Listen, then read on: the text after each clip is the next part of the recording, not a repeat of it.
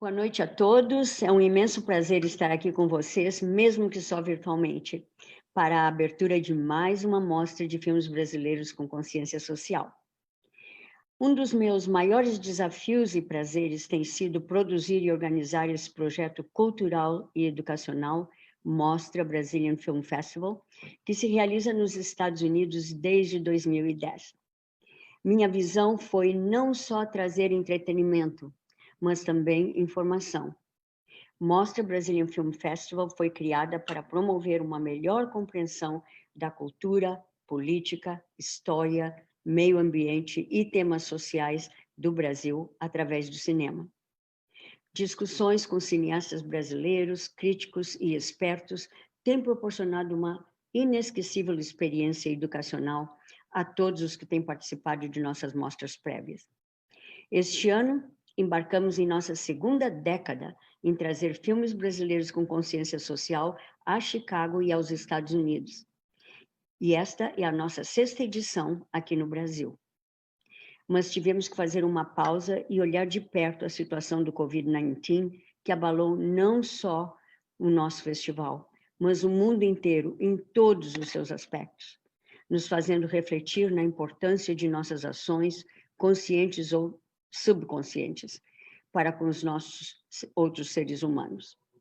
Nos Estados Unidos, o assassinato de George Floyd e todos os atos de violência cometidos no mundo inteiro devido à discriminação, ódio e falta de respeito por nossos irmãos seres humanos despertaram ao mundo a necessidade de ação, de tomar medidas para erradicar esses preconceitos.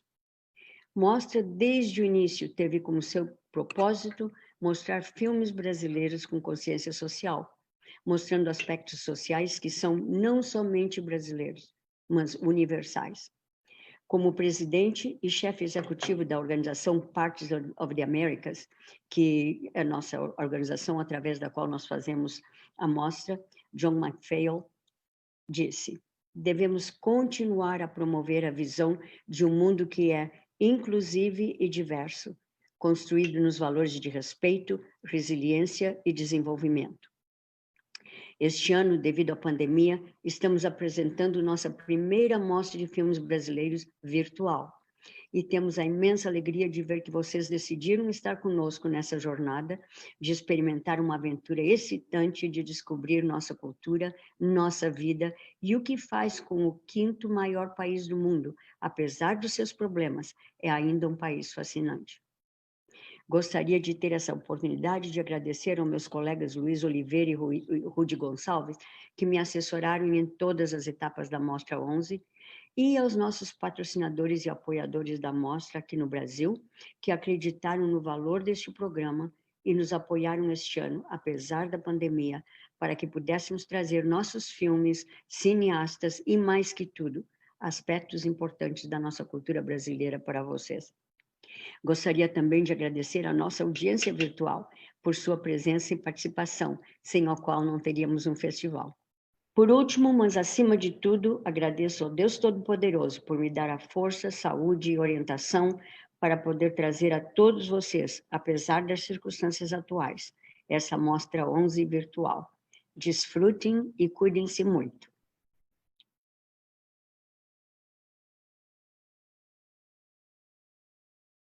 Enfim, muito bem-vindas, boa noite, muito bem-vindos, muito bem-vindas à Mostra 11 Brazilian Film Festival, este ano totalmente online.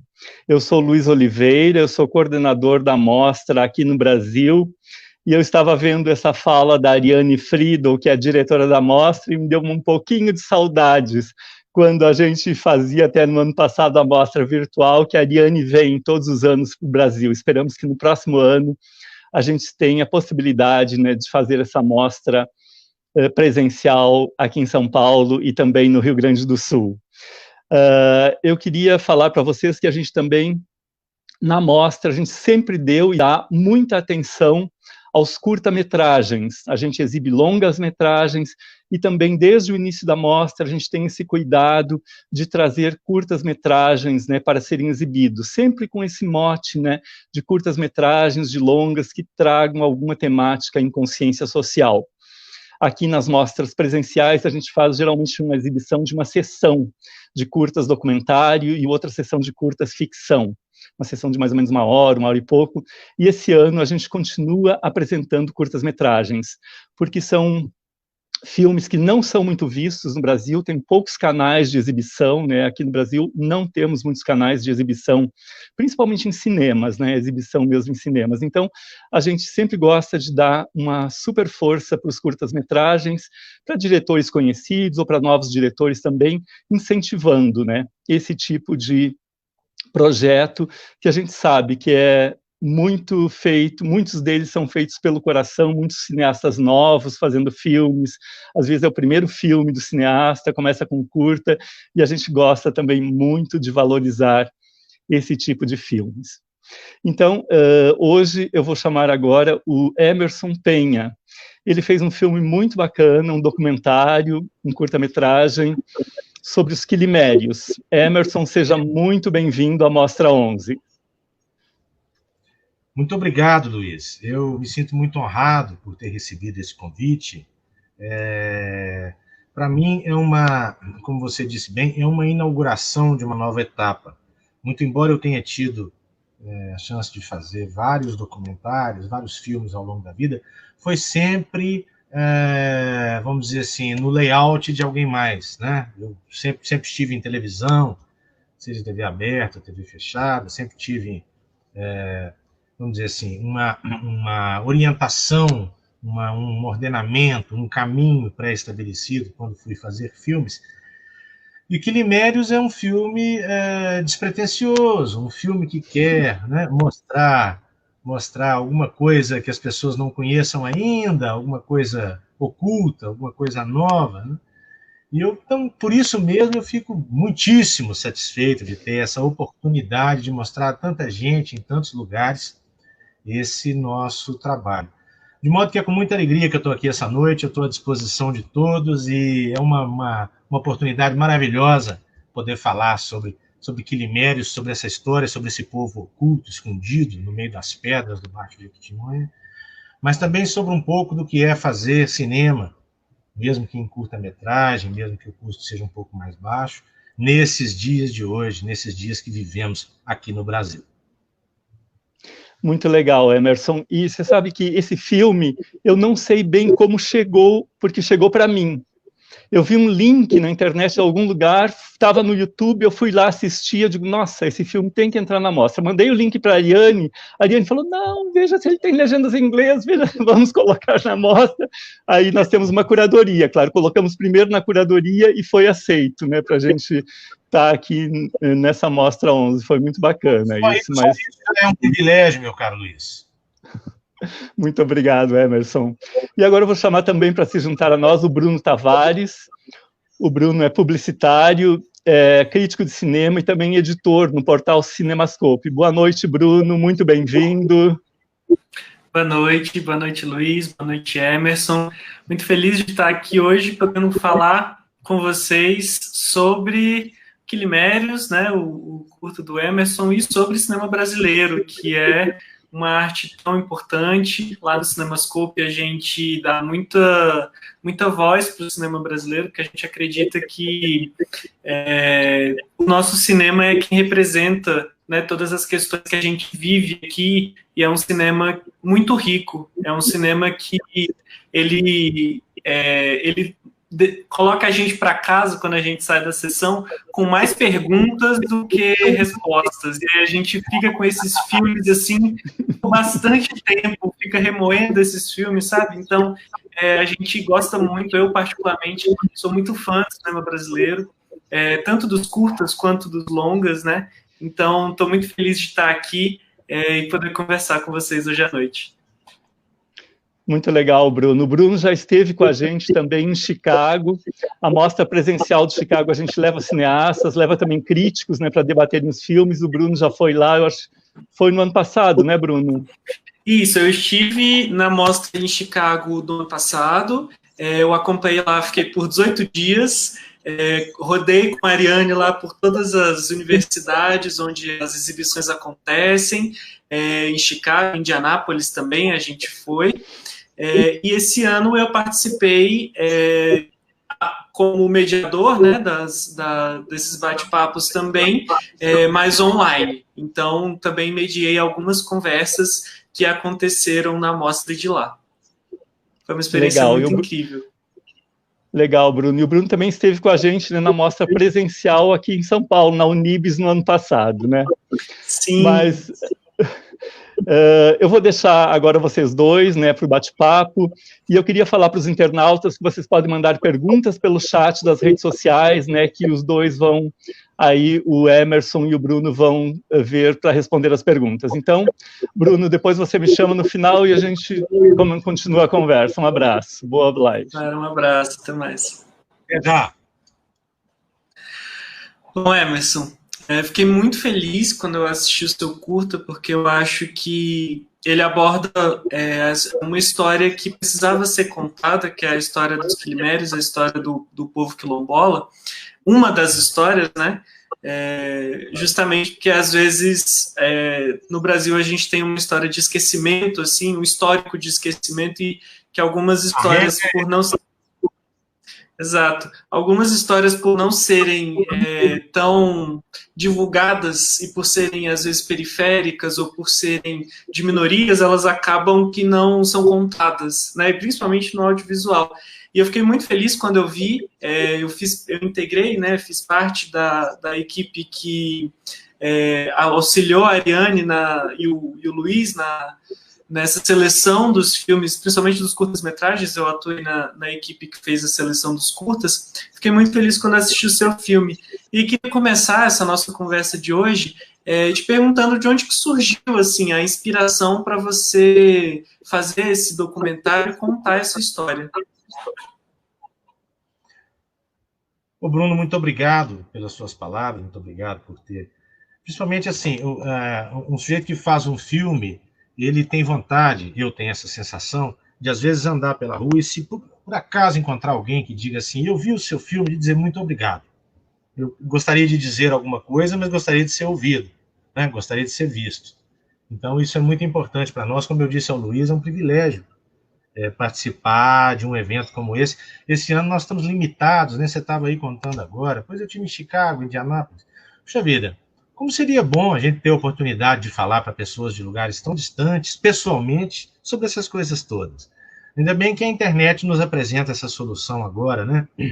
A gente fica imaginando as outras pandemias que o mundo passou, como terá sido, não é? Na gripe espanhola, logo no início do século, e essas coisas todas. Sim, hoje a gente tem internet.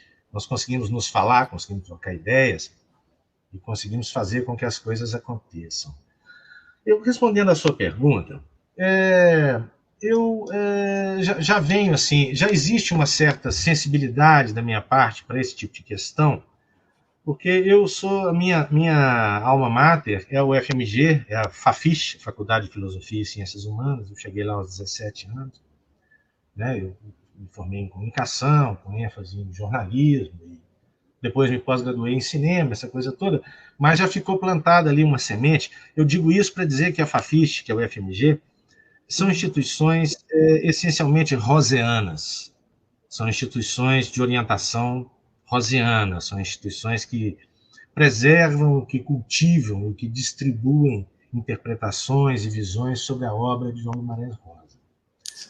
Dito isso, passar por ali, olha, se você já tiver alguma sensibilidade para essas questões das pessoas distantes, dos lugares distantes, né? O sertão é uma espera enorme, é o que diz o Guimarães Rosa, fica fácil a gente tender para esse tipo de coisa ao longo da vida.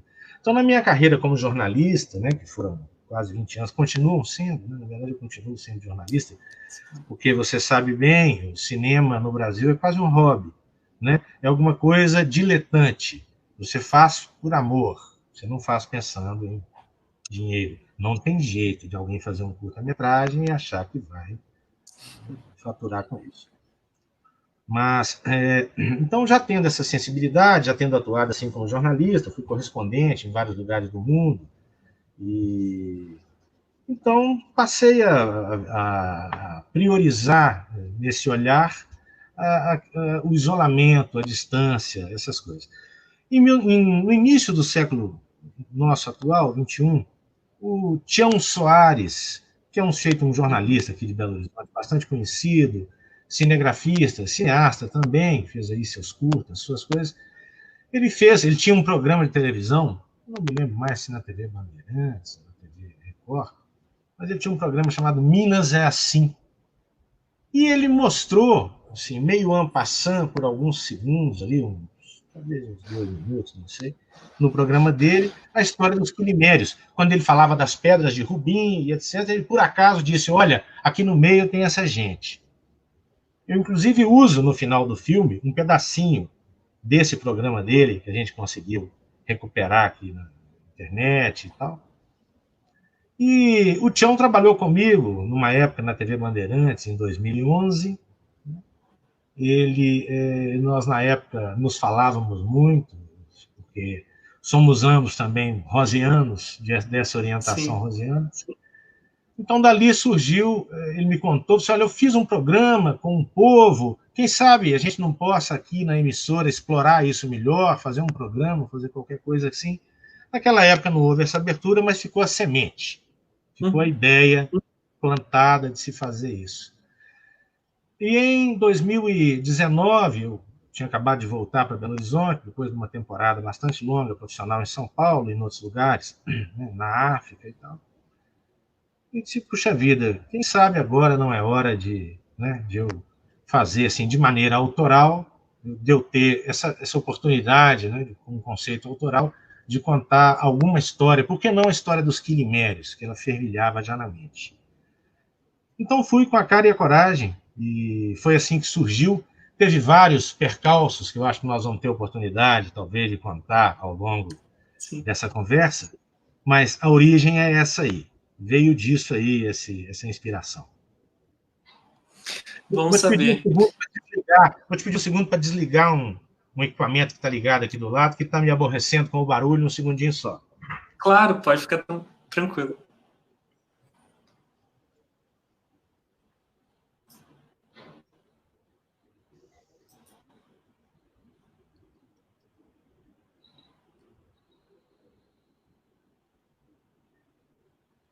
Bom, pessoal, aproveitando que o Emerson deu uma saída, se as pessoas que nos assistem, se vocês tiverem qualquer dúvida, qualquer questão que vocês queiram saber mais sobre a produção desse curta, ou sobre a própria história do Emerson, a história dos quilimérios, podem mandar pelo chat que a gente lê aqui e vai ser ótimo poder conversar com vocês também.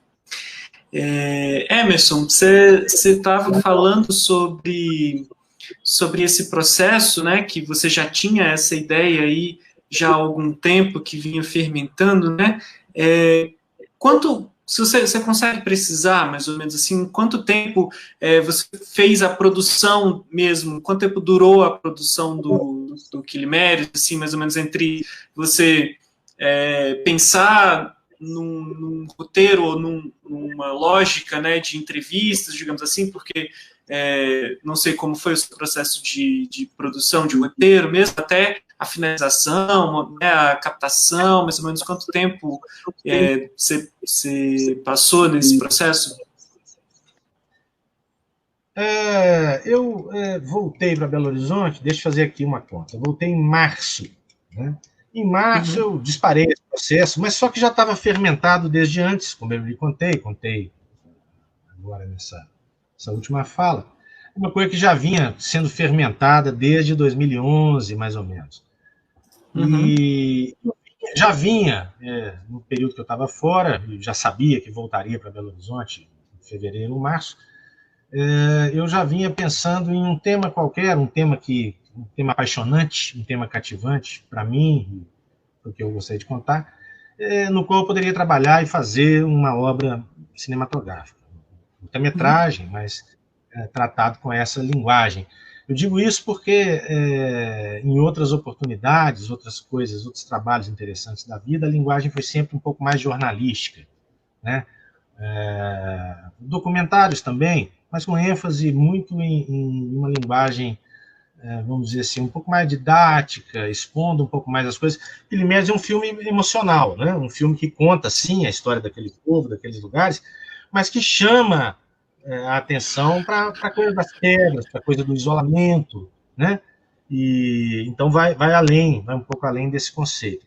Eu te diria assim que do momento em que eu apertei um botão e disse, bom, eu vou fazer até o momento de fazer mesmo, acho que uns 4 meses.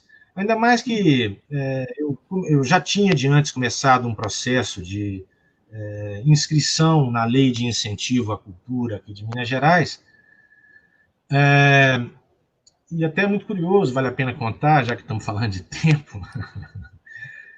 Eu inscrevi esse filme na Lei de Incentivo à Cultura aqui do Estado de Minas Gerais, dizendo, puxa vida, uma história dessas, né? Por que é que o governo não nos incentivaria? Por que é que não valeria a pena contar? E os caras me responderam depois de algum dia, dizendo assim, olha, você tem que nos dizer se é um documentário ou se é ficção. Se for ficção, precisamos de um pré-roteiro de filmagem, porque... Como ficção? Como assim? Não há registro desses quilimérios em lugar nenhum. Esse povo não deve existir. Você é que inventou isso, que pensou nisso aí. Tá? Isso a consultora da Secretaria de Cultura, falando comigo, aqui, trocando e-mail, liguei lá. Tá? Você tem que nos trazer algum registro, alguma coisa que diga que esse pessoal está lá de fato, que essa história existe. Né? E eu pensando nisso alguns dias depois, em como produzir esse tipo de prova, eu cheguei à seguinte conclusão, falei, bom, se eu for até lá para fotografá-los, conversar com eles e produzir um roteiro, numa distância dessas, com todo esse custo de hospedagem, de deslocamento, ora, se eu for até lá, eu faço o filme. Né? Sim. Eu monto de lá. Nesse caminho, nesse esforço, você já faz o filme, né? Eu levo comigo um produtor, levo o diretor de fotografia, levo um assistente e faço lá um filme. Não tem sentido eu percorrer 900 quilômetros daqui até lá, num lugar de difícil acesso, algumas horas a pé caminhando para chegar até eles, não há estrada, eles fazem questão de viver assim, o filme mostra isso.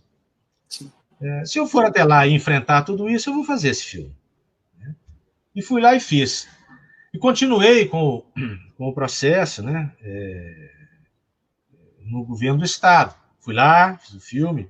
Daí o tempo relativamente reduzido, desde a tomada da decisão até ir lá executar. Em maio nós fomos. E continuei com essa história com o governo do Estado.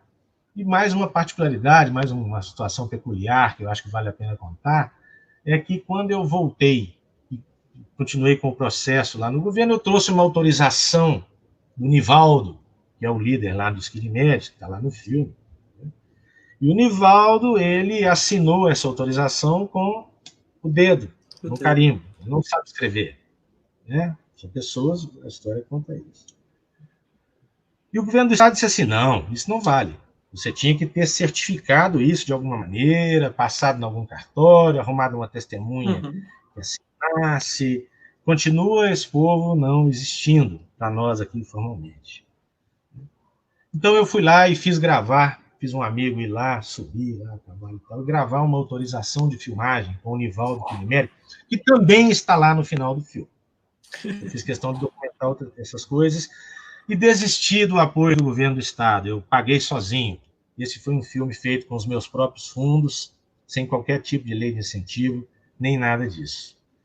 Mas o tempo, então, desde a tomada de decisão, por causa disso tudo, né, por causa dessa necessidade de se produzir provas de que esse povo realmente existisse, o tempo foi curto.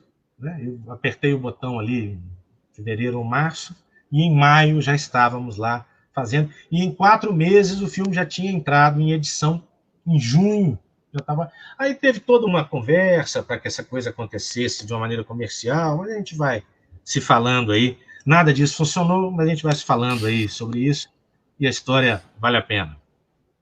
Sim, com certeza, é uma história muito importante de ser contada. É curioso você falar isso, porque mostra duas questões, né?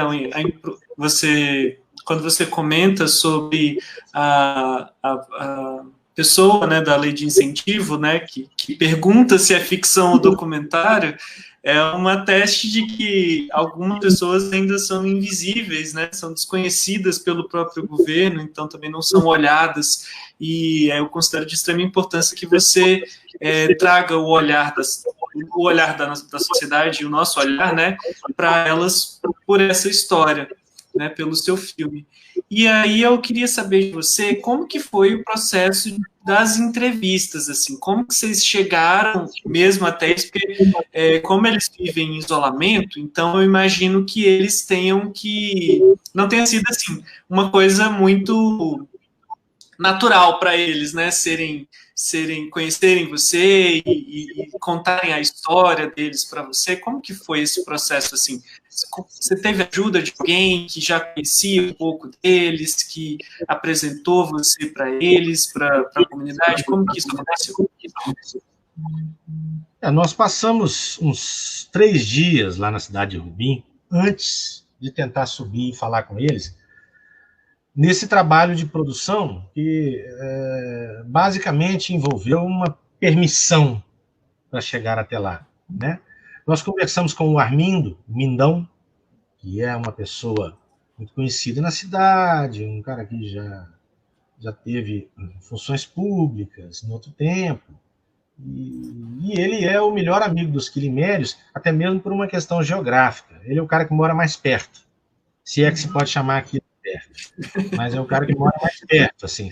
Eventualmente, quando há contato de gente da cidade com os quilimérios, é ali no Mindão que as pessoas têm que passar na fazenda dele, conversar com ele. Ele é até acreditado no filme como o melhor amigo dos quilimérios, porque é isso mesmo. Então nós conversamos com ele, e ele disse, olha, eu vou mandar perguntar lá, vou avisar que eu vou levar um pessoal meu, e essa coisa toda. Deu até certo, nós fomos lá, conseguimos fazer as entrevistas, e eu posso contar que não foi sem algum espanto que eles permitiram que a gente chegasse lá, né? Inclusive durante a entrevista com a dona Flor, que foi acho que é o segundo aparecimento de um quilimérico. Primeiro aparece aquele pessoal da estrada, depois aparece a dona Flor, que é a matriarca deles, lá a mais velha, embora o papel de liderança mesmo seja exercido pelo Nivaldo, ela é que é a mãe de todos ali, né, naquela comunidade. Eu consegui conversar com ela por alguns minutos, quase tudo que ela falou está no filme, porque a filha chegou logo depois, e chegou de uma maneira não muito amistosa, né? Meio que dizendo, o que é que essa gente está fazendo aqui? Quem é esse pessoal? Vocês vieram aqui por quê? E aí nós saímos. Depois foi preciso, inclusive, pedir formalmente autorização para poder usar esse trecho que ela falou e tal. Eu mostro isso lá no final do filme. Mas a filha chegou de uma maneira muito inamistosa. Eles não gostam de estranhos. Não gostam de estranhos. Não são bem-vindos, né? Como o professor Richard Santos fala também numa entrevista, num trecho, eles estão escondidos, estão lá no alto até hoje, e eles sabem por que é que não desceram. Essa é uma característica deles muito forte.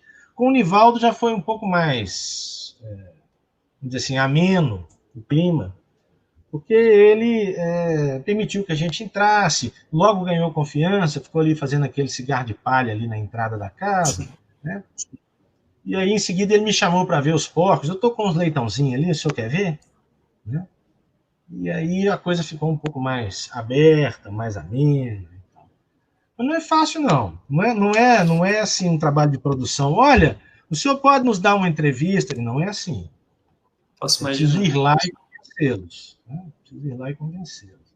Então foi muito desafiador nesse sentido. Ver o resultado, de uma certa forma, é gratificante, porque poderia não ser. Poderia não ter acontecido. Poderia ter perdido a viagem, né?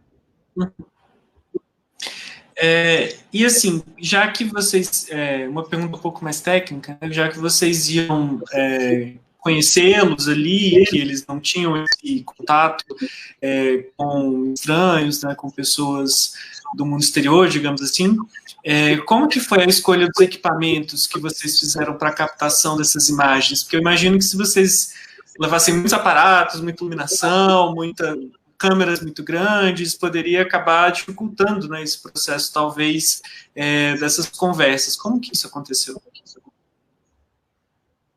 É uma boa questão, realmente. Na hora H, na hora da entrevista, eu já previa que assim, a montagem de um set iria intimidá-los. Isso é fato. Então, eu decidi na hora, assim, eu fiz vários testes, andei no mato, fiz testes de luz, então depois eu resolvi levar um celular 4K, de modo que eu pudesse ter mais de um take cropado, né, recortado na tela, a tela 4K é muito grande, se você vai soltar um filme em HD, você tem pelo menos 4 vezes aquele espaço, não é isso? Tecnicamente falando. Então, eu levei um celular 4K com um gimbal, para que ele não tremesse, e testei, procurei um que fosse bom de luz e tal, arranjei um aqui e levei. Foi uma experiência, um negócio, um risco, né? Como é que será que vai ficar isso? E levei uma Action Cam, uma GoPro, levamos o drone e deixamos as outras câmeras, os outros equipamentos, aquelas imagens de longe, de montanha, aquela coisa toda, a gente levou equipamento mais pesado, mas tudo isso ficou lá na cidade. Até porque era preciso conversar com eles, assim, já meio que fazendo a coisa. Não dava para a gente chegar e montar todo um set e tal. Então vamos à entrevista? Não dava, não tinha esse diálogo, né? Não tinha esse espaço, não tinha essa coisa. E de mais a mais, nós fomos a pé. Então, era preciso carregar tudo isso nas costas, né? Então, alguma coisa mais leve também seria vantagem. Então, as entrevistas com os quilimérios lá foram feitas com celular, um celular que grava 4K, então, com bastante sensibilidade, mas com celular e com GoPro. Bom saber, porque a qualidade das imagens, assim, ela é impecável. Então, eu fiquei nessa dúvida, né, de quais equipamentos vocês tinham usado. Vivido, né? Sim, a gente recebeu aqui, ó, uma pergunta do Rudy Gonçalves, que ele também faz parte aqui da equipe da mostra, e aí eu vou ler para você. Primeiramente, ele dá boa noite para a gente, e ele fala: Emerson, inicialmente parabéns pelo privilégio que você nos proporcionou com a história dessa comunidade e com as inesquecíveis imagens daquela região. Eu gostaria de saber se no seu convívio com os quilimérios você pôde constatar a quantidade de habitantes que permanece isolada, convivendo naquela comunidade, e se há alguma iniciativa de preservá-los. Muito obrigado, meu caro Rudy, pela pergunta. Não vejo nenhuma iniciativa para preservá-los, não. Eu te diria assim, que hoje devem morar lá umas 15, 18 pessoas naquela comunidade, não mais. Porque, veja você, 30 e tantos que foram batizados no fim dos anos 80, início dos anos 90, né? Tem até aquele trecho que a gente fala no filme. Uma comunidade que já teve algumas centenas de pessoas. Mas muitos já... A cidade é muito sedutora, as coisas da cidade são muito sedutoras, e com o passar do tempo, os mais jovens não se sentem assim, à medida que vão convivendo com pessoas da cidade e tal, eles já não se sentem assim muito, vamos dizer assim, discriminados. Tem um lado bom, é claro, a palavra é essa, né? Discriminação, uma segregação, um povo que não era nem quilombola, nem indígena, mas que ao mesmo tempo era dos dois, né?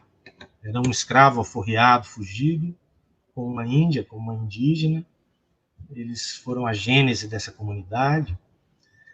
Então, já teve ali algumas centenas de pessoas, com certeza, esses são os relatos, mas hoje eu te diria que umas 15 ou 18. O resto da turma vive na cidade, as pessoas venderam as terras. São terras muito inclinadas, é muito difícil plantar ali. Então, você vende muito barato, você consegue no máximo trocar por uma casinha, um barracão na cidade. Mas são poucos. Não vejo nenhum incentivo para preservá-los, não. E veja que o governo do Estado sequer sabia que eles existiam. Sim. Então, por aí a gente tira que não havia um cuidado. Né? Eles não têm nenhum reconhecimento, nem como quilombolas, nem como indígenas. Eles têm, sim, o benefício que têm as pessoas nessas condições, né?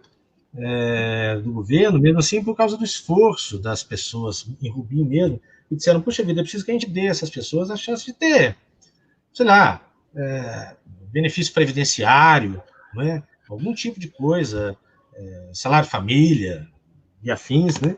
Isso foi conquistado por eles, mesmo que por inércia. Né? O Nivaldo conta no filme, eu aposentei, não sei nem como é que me aposentaram, eu nem carteira de identidade tenho.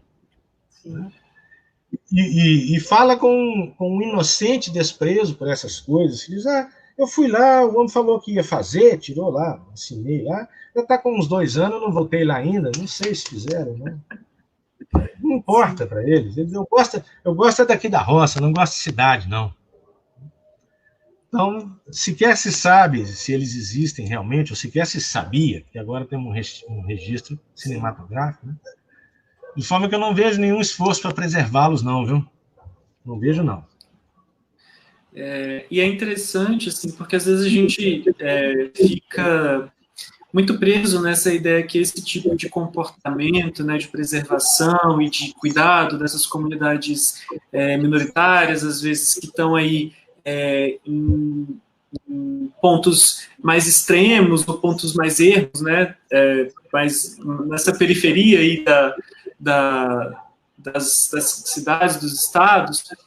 E a gente pensa que isso é um problema apenas do Brasil, mas recentemente a gente viu nos Estados Unidos, por exemplo, uma questão semelhante, onde o censo foi interrompido e comunidades também, principalmente de indígenas e de negros, acabaram sendo não sendo computadas, né, não sendo computadas. Então é uma questão que realmente ela perpassa aí vários países, não é uma exclusividade, assim, infelizmente, do Brasil.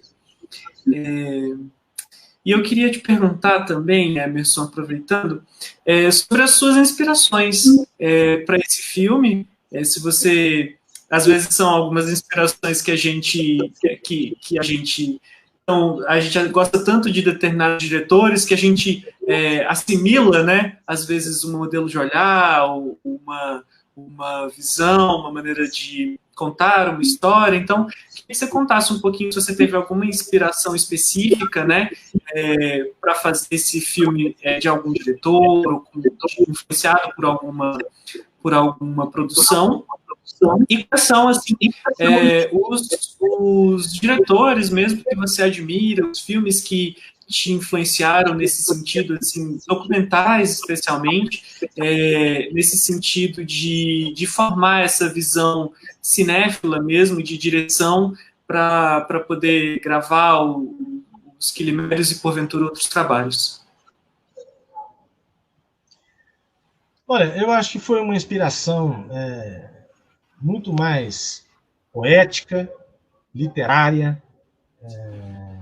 Por favor, fale de inspirações literárias também. Do que propriamente uma inspiração de algum diretor, alguma coisa assim.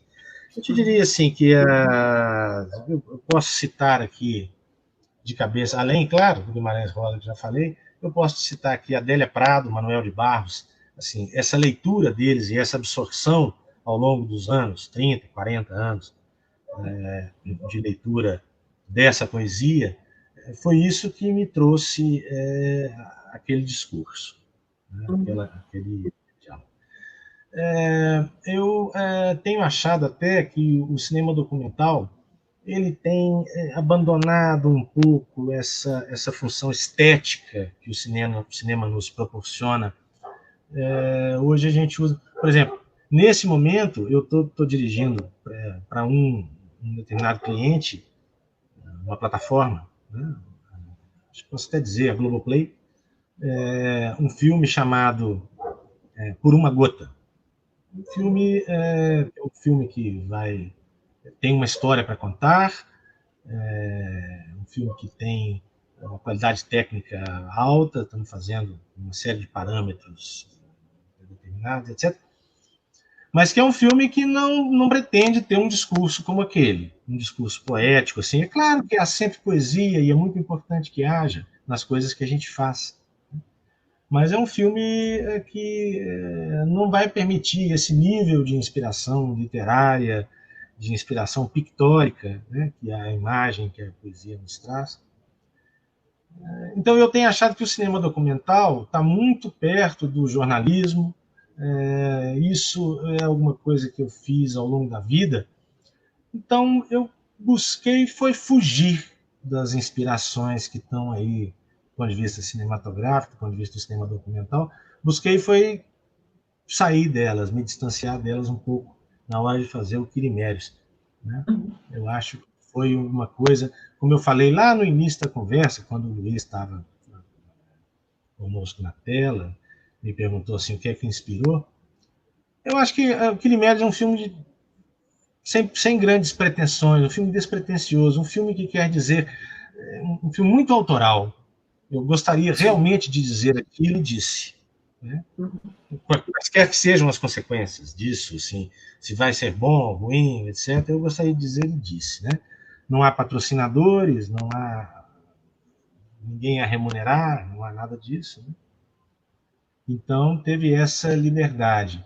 E eu diria, então, retomando o fio da sua pergunta, que as inspirações foram inspirações essencialmente literárias, necessariamente literárias. Eu queria entender um pouquinho de você. Você tinha comentado lá no início da nossa conversa sobre a dificuldade, né, de incentivo para o projeto, o desconhecimento dos organismos, né, de incentivo sobre essa história.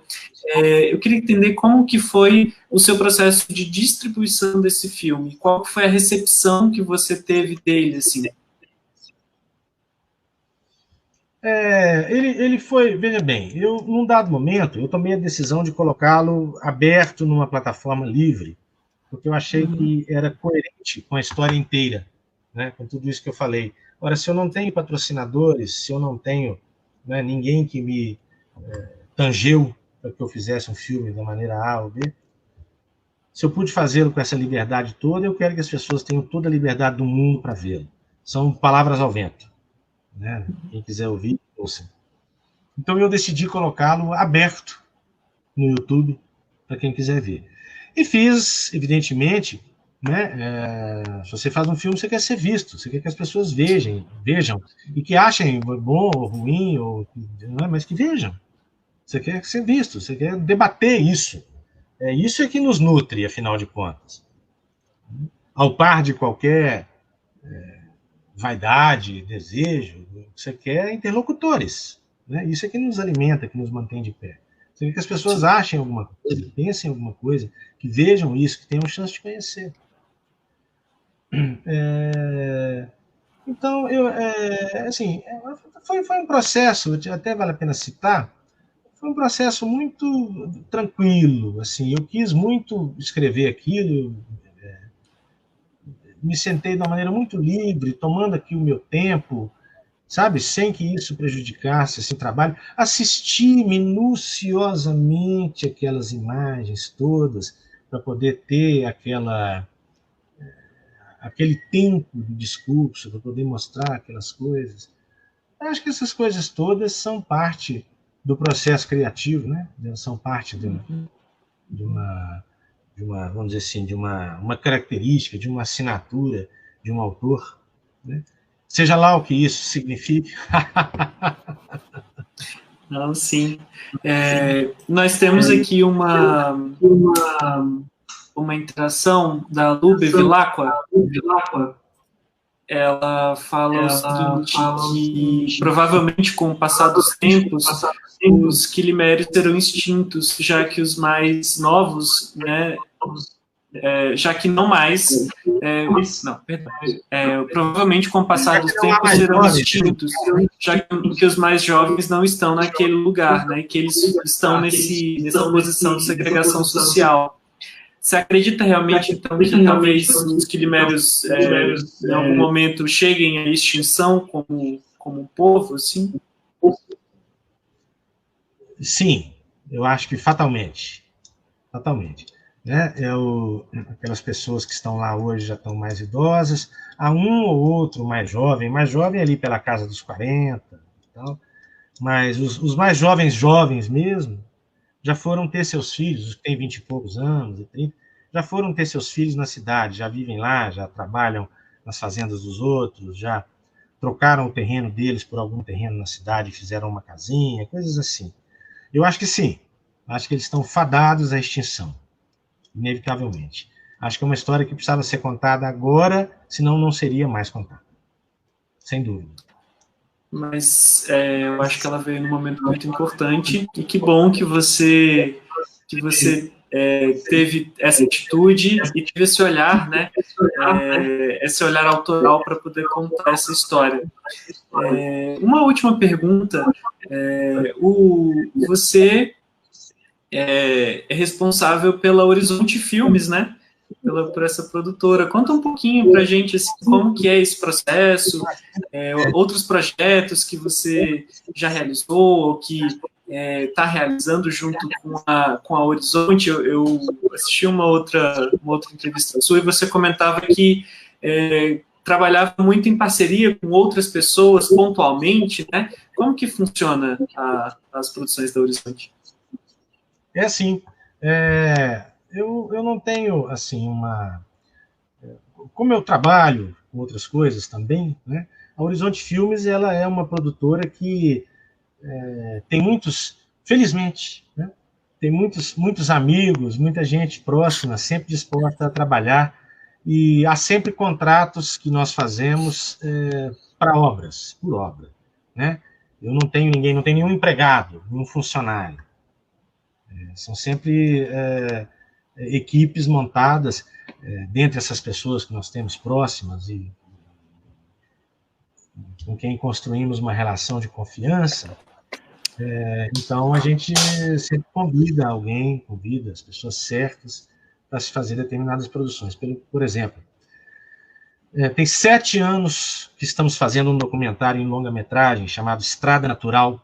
Eu vou lançá-lo agora, finalmente, no início de 2021. Estrada Natural porque conta, basicamente, transporta para o cinema a história contada pelo Fernando Brant e pelo Milton Nascimento numa canção chamada Ponta de Areia, do disco Minas, dos anos 1970. Os mais jovens não conhecem, mas os que já passaram dos 40 e alguns, certamente sim. Né? E veja você que foram 7 anos de peleja com a lei do audiovisual, com captação, né? Captação que eu digo de recursos, de dinheiro. Né? Tivemos que mudar várias vezes as expectativas financeiras para que esse filme pudesse acontecer. Mas esse foi um exemplo, eu quero dizer, de uma construção dessas aí, exatamente com essa característica, sabe? De as pessoas certas, unidas na hora certa, uma equipe que se formou de profissionais que cada um tem lá a sua produtora, faz os seus trabalhos. Então veio um de Brasília, um de Mato Grosso, um de Moçambique, foi um cineasta convidado para fazer a Second Unit Direction nesse filme, para dirigir a segunda unidade, que é o Nelson Mandlane, um cineasta premiado e tal. Tivemos a chance de ter aqui conosco em 2013 e 2014, fazendo esse trabalho. A equipe foi formada assim, foi formada de acordo com as características do filme. Eu parei e disse, bom, eu preciso de um diretor de fotografia, com que características, com que sensibilidade, quem é que eu vou convidar? Né? E assim foi com o som, assim foi com som direto, assim foi com edição.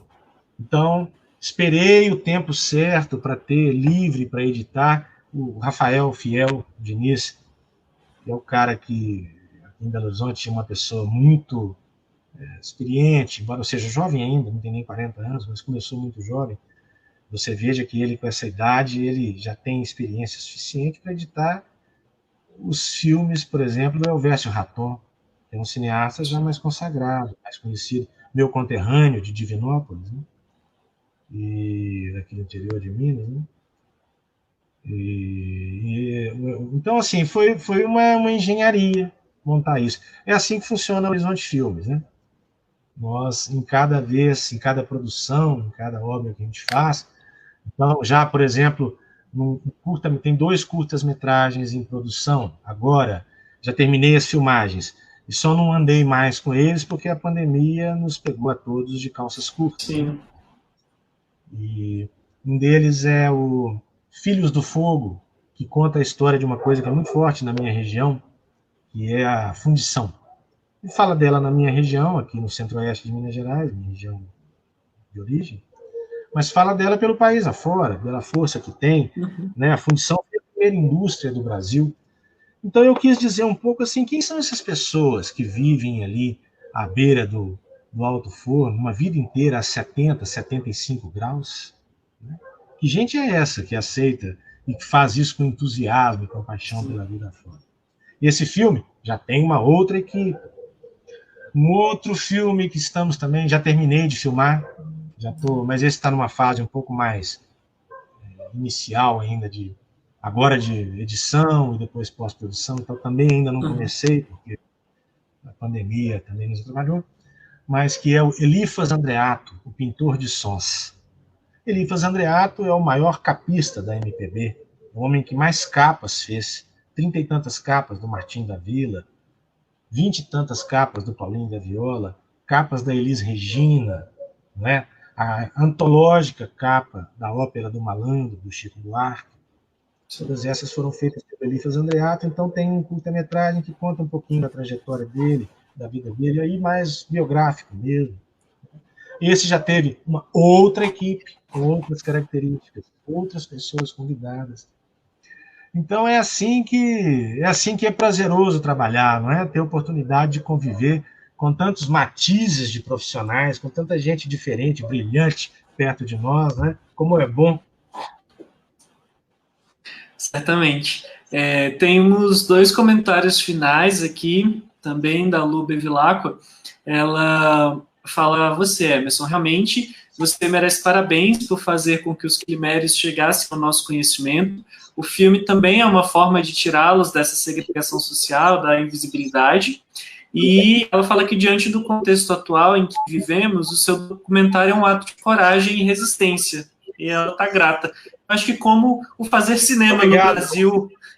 Fazer cinema no Brasil é um ato político, é um ato de resistência, é um ato de realmente... Revolucionário. Sim, é um ato revolucionário, porque não é fácil. Não é. Eu fico muito feliz com a nossa conversa, Emerson.